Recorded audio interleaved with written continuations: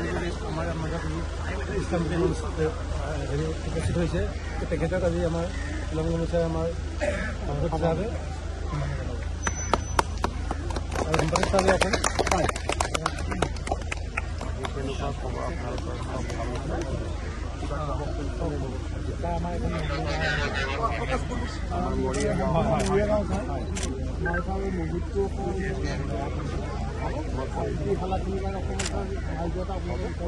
আমাৰ আপোনালোকৰ মছজিদ কামটো চলি আছে মই আজি কামটো শেষ আৰু মই বাইদেউক কৈ পেলাই মই আপোনালোকক জনাই দিম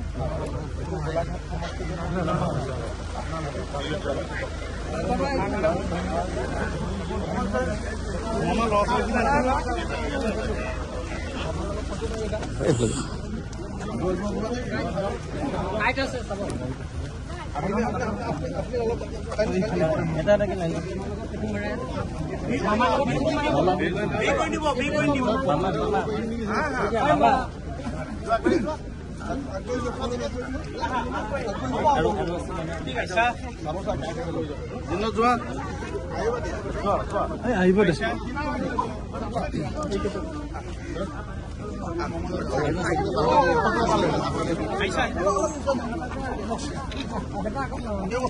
স্কুলত যাওঁ নে নাই মাহঁত একদম ৰেগুলাৰ যাবি দেই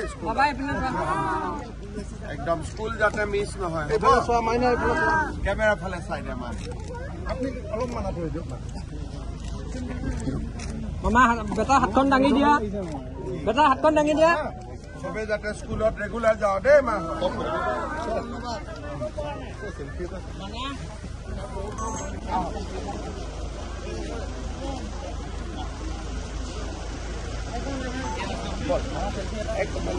জিন্দাবাদ হিমন্ত বিশ্ব শৰ্মা জিন্দাবাদ হিমন্ত বিশ্ব শৰ্মা জিন্দাবাদ বছৰ বছৰৰ পৰা লগ কৰিব বল মা বল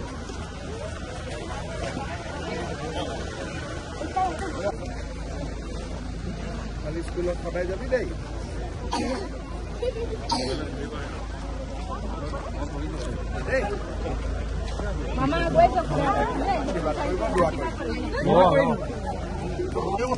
স্কুলত যাওঁ নে নাই মাহঁত একদম ৰেগুলাৰ যাবি দেই একদম স্কুল যাতে মিছ নহয় কেমেৰা ফালে চাই দে মান আপুনি অলপ মানা কৰি দিয়ক মামা বেটা হাতখন দাঙি দিয়া বেটা হাতখন দাঙি দিয়া চবে যাতে স্কুলত ৰেগুলাৰ যাওঁ দেই মাহঁত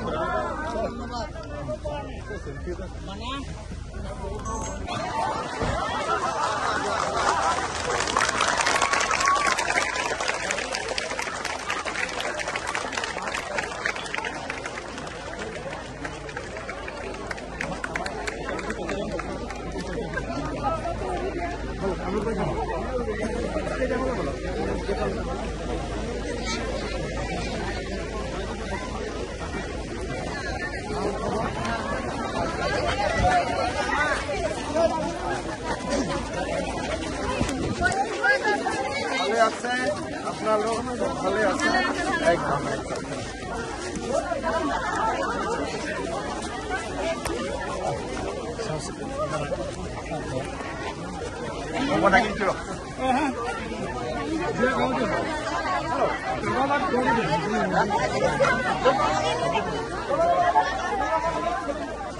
কাগজ আৰু হেৰি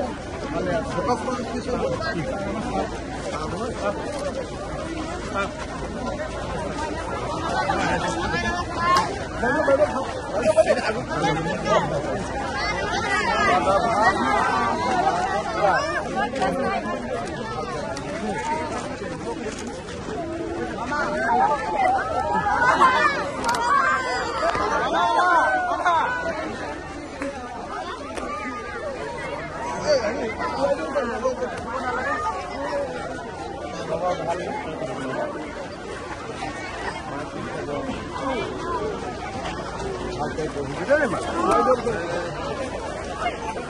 ভালকৈ পঢ়িবি দেই মা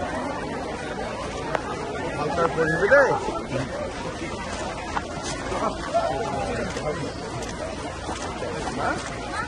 তই ভালে আছ না ভালকৈ পঢ়িবি দেই ভালকৈ পঢ়িবি হা একদম ভালকৈ পঢ়িবি কি বাবা কোনবাৰে যাবি মই গৈ থাকো হা আগত মামা দিখাই वाला যাও না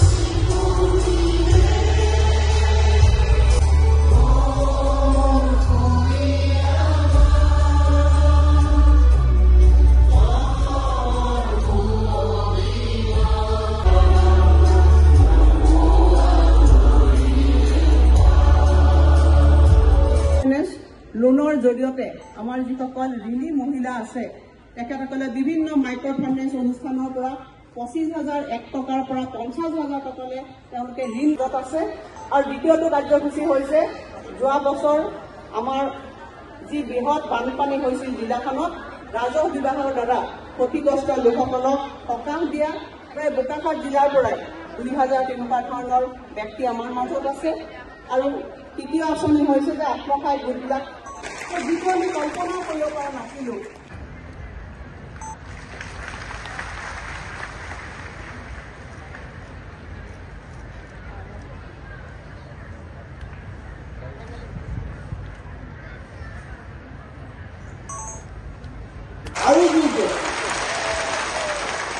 ধন্যবাদ।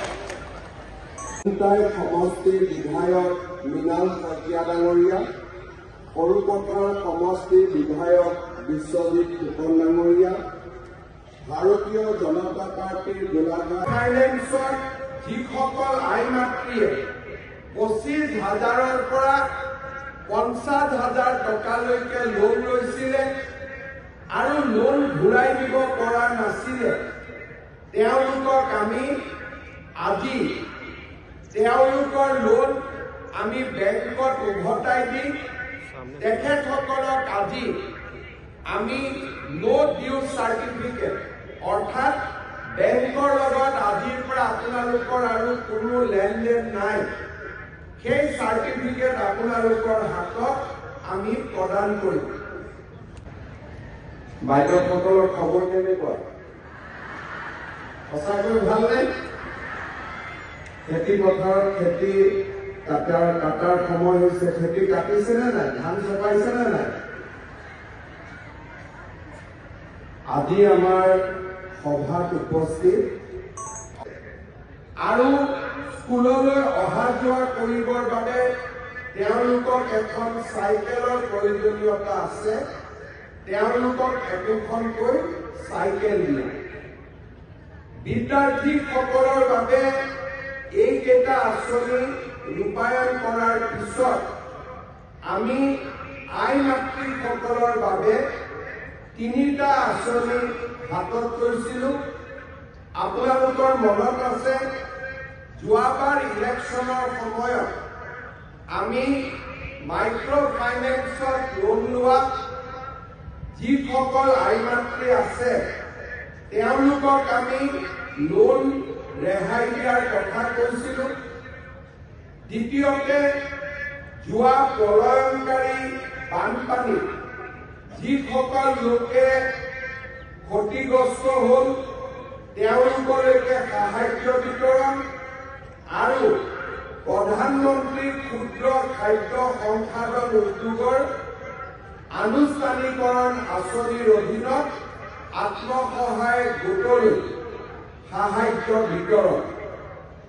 আজি যোৰহাট জিলাত যোৱাকালি আমি এই আঁচনি ৰূপায়ণ কৰিছিলো আৰু অসম মন্ত্ৰীসভাৰ সদস্যসকলে অসমৰ প্ৰায়বোৰ জিলাতে নিজে গৈ এই আঁচনিসমূহ ৰূপায়ণৰ বাবে প্ৰচেষ্টা কৰিছে। চৰকাৰে ৰেহাই দিব আৰু চৰকাৰে এই লোন বেংকক উভতাই দি আপোনালোকক নো অবজেকশ্যন বা নো ডিউ চাৰ্টিফিকেট প্ৰদান কৰিব। ইলেকশ্যনৰ সময়ত আপোনালোকৰ মনত আছে যেতিয়া মই এই আঁচনিৰ কথা কৈছিলো, আমাৰ কংগ্ৰেছ দলৰ নেতাসকলে ৰাইজৰ মাজত কৈছিলে যে মুখ্যমন্ত্ৰী এইবোৰ এনেই কথা কৈ আছে আৰু মুখ্যমন্ত্ৰী বা বিজেপি দলে কেতিয়াও প্ৰতিশ্ৰুতি পূৰণ নকৰে। আজি আপোনাৰ ঘৰলৈ যায়, কাৰোবাৰ টিভিটো উঠাই লৈ আহে, কাৰোবাৰ স্কুটাৰখন উঠাই লৈ আহে, কাৰোবাৰ চাইকেলখন উঠাই লৈ আহে, কাৰোবাৰ ফ্ৰিজটো উঠাই লৈ আহে। বিধৱা মহিলাৰ ছোৱালী ৰেজিষ্ট্ৰেড হ'ল, আজি তাৰ বিষয়ে এইবাৰ আফচানা বেগম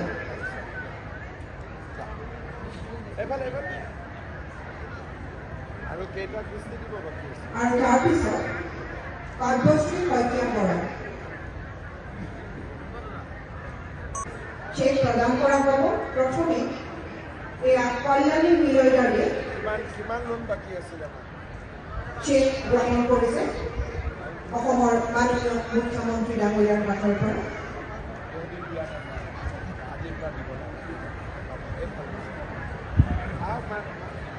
এইবাৰ শ্ৰীমতী অঞ্জলি সোণোৱাল বৰা কিমান বাকী আছিল আৰু দিব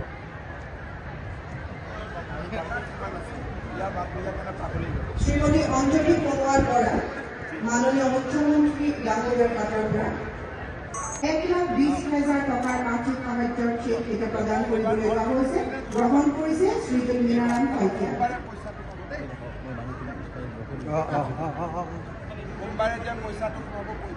তাৰপিছত চেক গ্ৰহণ কৰিছে শ্ৰীযুত বাপিতা দাস, দেৱীৰাম লয়,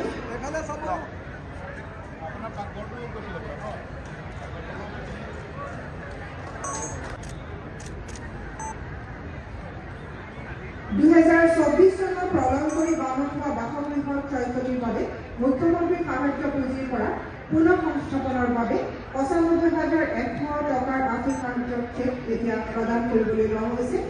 শ্ৰী ৰঞ্জিত দত্তই চেক গ্ৰহণ কৰিছে অসমৰ মাননীয় মুখ্যমন্ত্ৰী ডাঙৰীয়াৰ হাতৰ পৰা।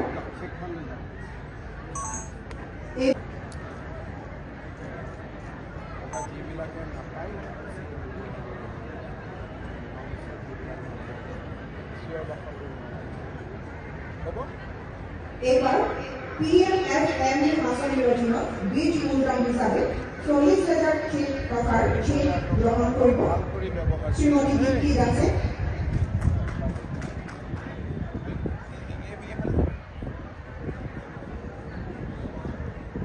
আৰু তাৰপিছত শ্ৰীমতী পুষ্পা পাই তেখেতে এই চেক গ্ৰহণ কৰিব।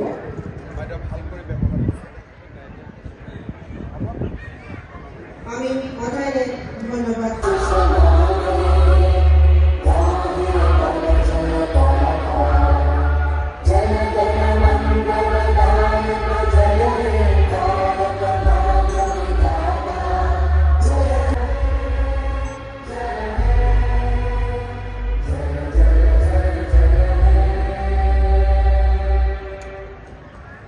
আপোনালোকৰ সহায় সহযোগিতাৰ বাবে ধন্যবাদ জনাই অনুষ্ঠান ইমানতে সামৰিছোঁ। ধন্যবাদ, নমস্কাৰ। এতিয়া ফোন আহিবই, মোবাইল খোলা ৰাখক।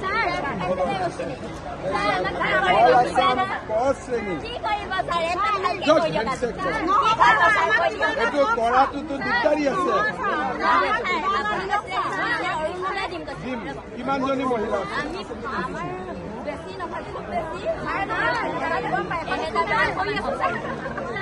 কিমান? 10,1200 নামটো আপোনালোকে অতিপৰাক লগ কৰি দিয়ক। মই স্পেচিয়েল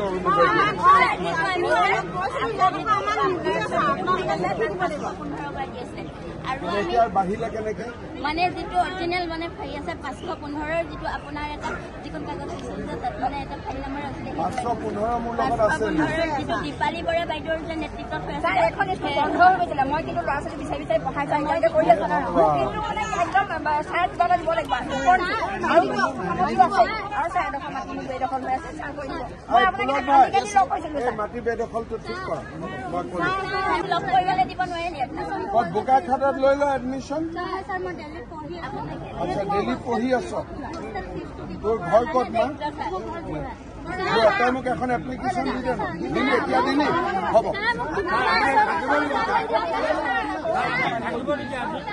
আজি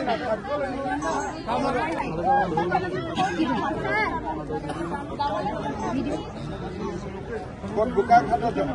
ঠিক আছে, অতুল দাক মই দায়িত্ব দিলোঁ। অতুল দাই গোটেইখিনি কৰিব। আপোনাক কালি ডিষ্ট্ৰিক্ট লগ কৰিব। অতুল দা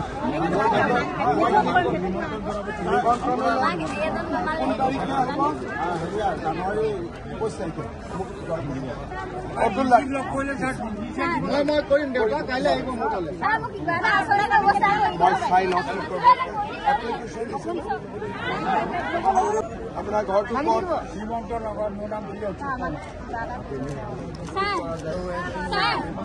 কালি ডিষ্ট্ৰিক্ট এবাৰ সাক্ষাৎ কৰক।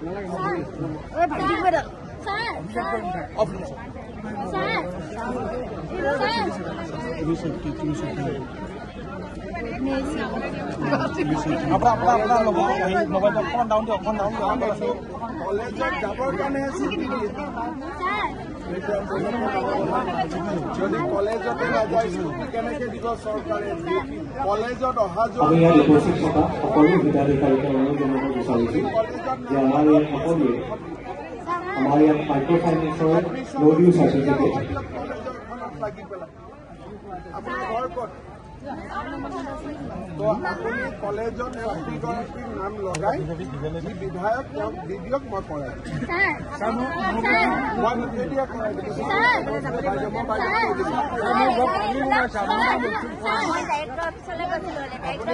নাযাব। মোক খালি তালিকাখন 1000 তালিকাখন অতুল লাগি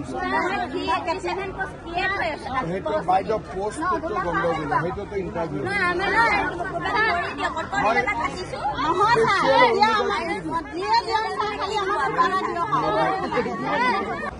আজি গোলাঘাট জিলাৰ 5000তকৈও অধিক আমাৰ মাইক্ৰ' ফাইনেন্সত লোন উভতাই দিব নোৱাৰা মহিলাক আমি ঋণ মুক্তিৰ প্ৰমাণ পত্ৰ প্ৰদান কৰিলোঁ। প্ৰায় 2000তকৈও অধিক পৰিয়ালক আমি বান সাহায্য, কাৰোবাৰ ঘৰ বনাবৰ কাৰণে, কাৰোবাৰ ঘৰ মেৰামতিৰ কাৰণে আমি বান সাহায্য প্ৰদান কৰিলোঁ। আৰু প্ৰায় 200 গৰাকী মহিলাক আমি আত্মসংস্থাপনৰ বাবে 40,000 টকাৰ চিট ফাণ্ড আমি মুকলি কৰি দিলোঁ। যোৱা কেইদিনমান আগতে অতুল বৰা ডাঙৰীয়াই আমাৰ গোলাঘাটত ছাত্ৰ ছাত্ৰীসকলৰ মাজত স্কুটি, চাইকেল আৰু আনন্দৰাম বৰুৱা বঁটা প্ৰদান কৰিছিল। অজন্তা নেওগ ডাঙৰীয়ানীও উপস্থিত আছিল। বিকাশৰ 12 দিনত গোলাঘাট জিলাৰ বহু পৰিয়াল উপকৃত হৈছে। অহা 15 তাৰিখে ৰেচন কাৰ্ড নাথাকা পৰিয়ালসমূহকো আমি ৰেচন কাৰ্ড যোগান ধৰিম আৰু 15ৰ পৰা 28 তাৰিখলৈকে গাঁও সভাৰ জৰিয়তে আমি অৰুণোদয় 3য় সংস্কৰণৰ হিতাধিকাৰী নিৰ্বাচনৰ কাম হাতত ল'ম। কিবা যদি আপোনালোকৰ জানিবলগীয়া আছে মোক সুধিব পাৰে। আচ্ছা, আমি এটা কথা চৰকাৰৰ স্পষ্ট যে কাগজখন মই চাই দিম। এই ক্ষেত্ৰত হ'ব, ধন্যবাদ। কি কৈছে?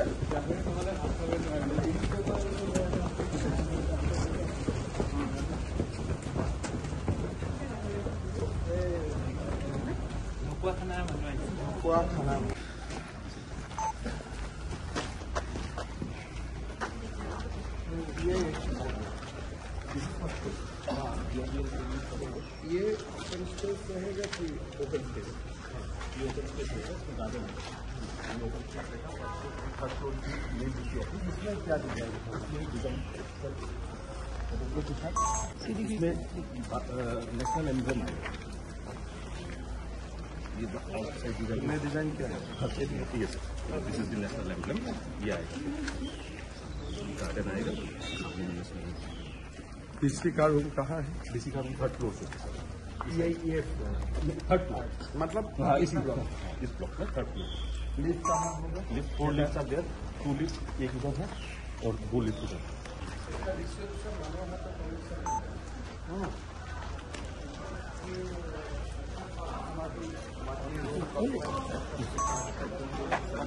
গতিকে নৱেম্বৰ ডিচেম্বৰত টাৰ্গেট কৰাৰ কামটো কৰক, যাতে নৱেম্বৰ মাহত ইলেকশ্যনৰ আগে আগে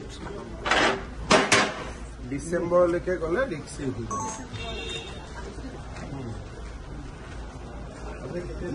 ছেকেণ্ডটো ক'ত কৰিব? বাকী অফিচখিনি অনাৰ ইয়াৰ ওচৰত জেগা আছেনে নাই? পাম্প উইদিন 1 কিলোমিটাৰ ভিতৰত পাম ছাৰ। আমাৰ চব নেক্সট আৰু এটা এনেকুৱা প্ৰজেক্ট আৰু এটা নাই পাওঁ।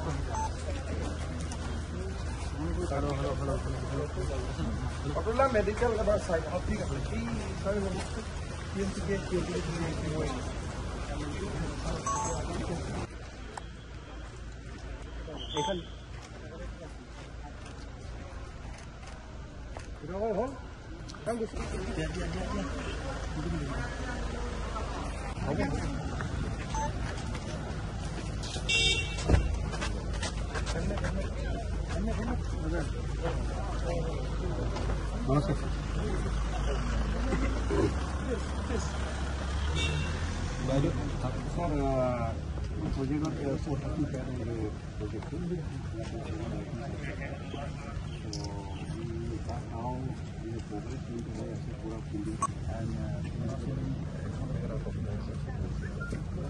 So overall, the progress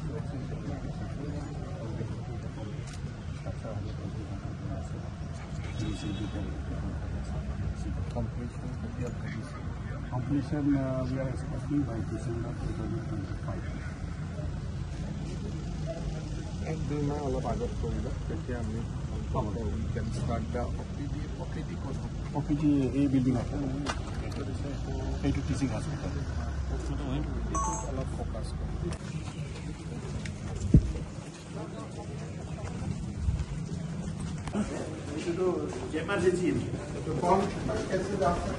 front यहाँ से नहीं होगा, थोड़ा वो अलग रूट है सर। यहाँ से थोड़ा ये एक्चुअली खाली एक ब्लॉक है, block A sir.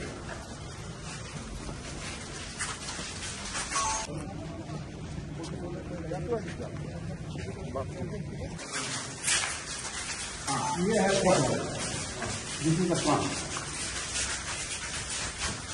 Yes. So what is on that side? That's है, ये है front side. एलिवेशन अच्छा बना है, एलिवेशन। ये पानी का क्या इश्यू है? पानी का विलेज का थ्रू से करना पड़ेगा। तो there are some ale issues there. We have to acquire the land करके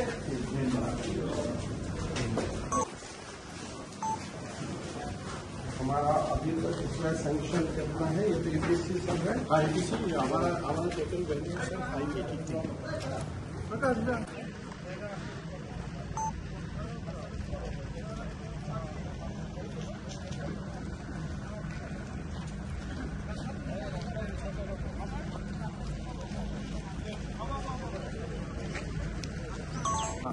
$582 কোটি টকা ব্যয়েৰে আমাৰ গোলাঘাট মেডিকেল কলেজৰ নিৰ্মাণৰ কাম চলি আছে। 52% কাম ইতিমধ্যে সমাপ্ত হৈছে। 2026 চনৰ মাজভাগলৈকে এই মেডিকেল কলেজখনৰ নিৰ্মাণৰ কাম সম্পূৰ্ণ হৈ উঠিব আৰু 26 চনৰ পৰা আমি এডমিশ্যনৰ ফালে যাব পাৰিম। গতিকে আজি মই কামখিনি চালোঁ আৰু 1.5 বছৰটো লাগিব, কাৰণ এইটো অলমষ্ট 600 কোটি টকাৰ প্ৰজেক্ট। জিলা আয়ুক্তৰ কাৰ্যালয় আপুনি চাইছে? জিলা আয়ুক্তৰ কাৰ্যালয়ো মই ভাবোঁ অহা বছৰ ডিচেম্বৰ মাহলৈকে হৈ যাব। সেইটো প্ৰায় 43 কোটি টকা। কেঞ্চাৰ হস্পিটেলখনো অহা বছৰতে হৈ যাব 25 চনত, কিন্তু মেডিকেলখন হওঁতে হয়তো 26 চন পাবগৈ। স্যার গোলাঘাটৰ স্যাৰ মূল দুটা পথ স্যাৰ, দেৰগাঁৱৰ পৰা স্যাৰ গোলাঘাট আৰু যিটো স্যাৰ দুধৰালি স্যাৰ বহুত শ্ল'লি স্যাৰ কাম চলিছে, যাৰ কাৰণে ৰাজ্য অসুবিধা হৈছে। যিমান পাৰি অসমত ইমান স্পীডতনো আগত ক'ত কাম চলিছিল? এটা প্ৰজেক্ট 10 বছৰ লাগিছিল। এতিয়া যিমানটো স্পীড হৈছে অসমৰ সিমানেই স্পীড, তাতকৈ বেছি স্পীডত গ'লে এক্সিডেণ্ট হৈ যাব। আমাৰ ৰাজ্যখনৰ এটা স্পীড আছে নহয়, সিমানেই স্পীড। আগতে এখন মেডিকেল কলেজ হওঁতে 15 বছৰ লাগিছিল বা নহৈছিলে, এতিয়া 3 বছৰ। ইয়াতকৈ যদি আৰু চমু কৰিব যোৱা যায় এক্সিডেণ্ট হ'ব, অৰ্থাৎ নিৰ্মাণ কাৰ্য বেয়া হ'ব, কণ্ট্ৰেক্টৰে টকা খাব, য'ত পানী জমা হ'ব নালাগে তাত পানী জমা হ'ব, নিৰ্মাণৰ পিছত ৱাল ফাটিব, এইবিলাক আৰম্ভ হ'ব। সেইকাৰণে এটা নিৰ্দিষ্ট গতি আছে, গতিত শেষ হৈ যাব। পঞ্চায়ত ইলেকশ্যন কেতিয়া হ'ব? জানুৱাৰী ফাৰ্ষ্ট উইকত হ'ব। পঞ্চায়ত ইলেকশ্যন হ'ব।